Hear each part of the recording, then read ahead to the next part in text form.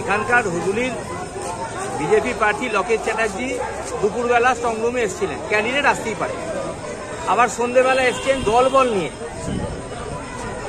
সন্ধ্যেবেলা চলে গেছেন, আবার রাত্রিরে এসছেন দলবল নিয়ে। এই গেট থেকে ওই গেট পাইচারি করছেন। আজকে তো নির্বাচন হচ্ছে না, এটা তো স্ট্রংরুম, এর তো একটা নির্বাচন কমিশনের নির্দিষ্ট নিয়ম আছে।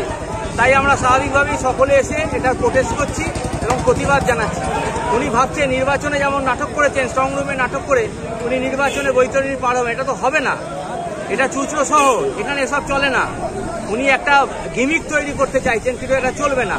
কমিশনের নির্দিষ্ট নিয়ম আছে, ক্যান্ডিডেট স্ট্রংরুমে ঢুকে দেখতে পারে সব ঠিক আছে কিনা, ঠিক আছে, কিন্তু তারও একটা পেরিফেরা আছে, কত দূর সে যেতে পারে।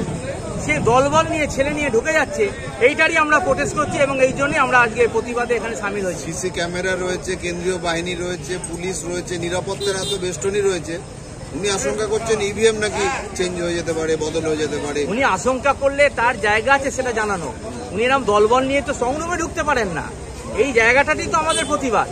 আশঙ্কা উনি করছেন, উনি জানা নির্বাচন কমিশন আছে, সেখানে জানাবেন, ক্যান্ডিডেট জানাতেই পারে, কিন্তু উনি দলবল নিয়ে স্ট্রংরুমে ঢুকে যাচ্ছেন কেন, এইটারই আমরা প্রতিবাদ করছি। আইপ্যাকের লোকজন নাকি এসে রয়েছে অনেকদিন ধরে, এগুলো তো ওনার একটা একদম ফালতু অভিযোগ। স্ট্রংরুমে আবার কোথা থেকে কে আসবে? নির্দিষ্ট রেজিস্টার মেনটেন হচ্ছে, কোন দলের কে প্রতিনিধি এখানে ওয়াচার হিসেবে আছে তার তো নির্দিষ্ট রেজিস্টার মেনটেন হচ্ছে। তার জন্য তো পাস দিয়েছে, তাদের অথরাইজ পাস দিয়েছে। কি উনি এসব আজগুবি কথা বলছেন? আর এত ছেলে নিয়ে স্ট্রংরুমে ঢুকবেন কেন? এইটার তো আমরা প্রোটেস্ট করছি। আজকে তো নির্বাচন নয়, উনি এখানে রাস্তা দিয়ে পাইচারি করছেন। এটা একটা মেইন রোড, হাসপাতাল যাবার রাস্তা, উনি এখানটা জাম করে দলবল নিয়ে পাইচারি করছেন, এ মাথা থেকে ও মাথায় যাচ্ছেন।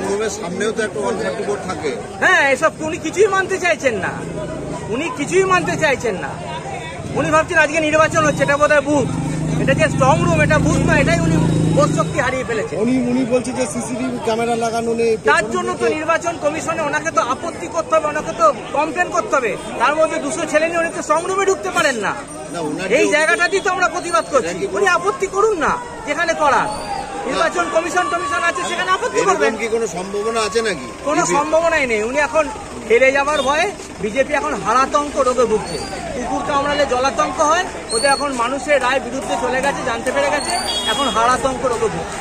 দেখা গেল লকেট চট্টোপাধ্যায়কে নিয়ে গো ব্যাক স্লোগানও আপনাদের কর্মীরা দিল, কি বলবেন? কি বলবো, এটা ক্ষোভের বহিঃপ্রকাশ। তিনি আজকে ছেলে নিয়ে এখানে প্যারেড করছেন সন্ধ্যে থেকে, বুথে স্ট্রংরুমে ঢুকে যাচ্ছেন। এটা কি? এটা হয়? কোনোদিন হয়েছে কোথাও? উনি কি ভাবছেন? এসব চলবে না, এটা চুচড়ো শহর, এখানে এসব চলবে না। আমরা এর প্রতিবাদ করে যাব। আপনারা কি উচ্চতর নেতৃত্বকে জানাবেন? সবাইকে আমরা জানিয়েছি, আমরা সবাই এখানে সামিল আছি, আমরা এর প্রতিবাদ করে যাবো, প্রতিবাদ করছি, প্রতিবাদ করে যাব। আপনার নামটা? গৌরীকান্ত মুখার্জি, জেনারেল সেক্রেটারি, হুগলি শ্রীরামপুর সাংগঠনিক জেলা তৃণমূল কংগ্রেস।